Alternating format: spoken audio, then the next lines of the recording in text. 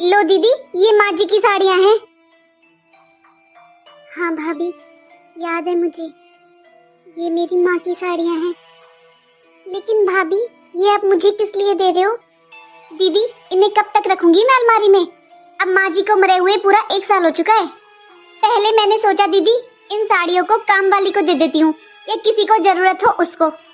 फिर मैंने सोचा एक बार आपसे पूछ लेती हूँ, आपको चाहिए तो। क्योंकि दीदी अब इनका करना ही क्या है, पड़े पड़े घर में जगह ही घेर रही हैं। लेकिन भाभी, ये साड़ियाँ इतनी पुरानी भी नहीं है।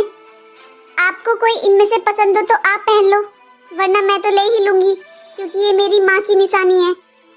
अरे दीदी, कैसी बातें कर रहे हो आप? मैं क्यों पहन लूं माँ जी की साड़ियाँ? दीदी, माँ जी को मरे हुए पूरा 1 साल हो गया है। अरे मैं क्यों पहनूं ऐसी साड़ियाँ? आपको लेनी है तो ले लो, वरना मैं दे दूंगी किसी को। मुझे तो डर लगता है माँ जी से। भाभी, ये जो गले में आपने सोने का हार पहना हुआ है, ये भी तो शायद मम्मी का ही है ना? और जब मम्मी खत्म हुई थी तो उनके कानों में जो झुमके थे, वो भी तो शायद आपके पास ही है ना भाभी? हाँ दीदी, मैंने बहुत संभाल कर रखे हुए हैं।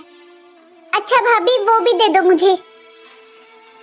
नहीं दीदी, वो मैं आपको नहीं दे सकती। अरे सास के गहनों पर बहू का अधिकार होता है। आखिर मेरे पास भी तो माँ जी की कोई निशानी रहनी चाहिए। अरे मेरी वो सास नहीं।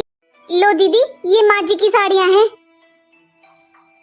हाँ भाभी, याद है मुझे, ये मेरी माँ की साड़ियाँ हैं।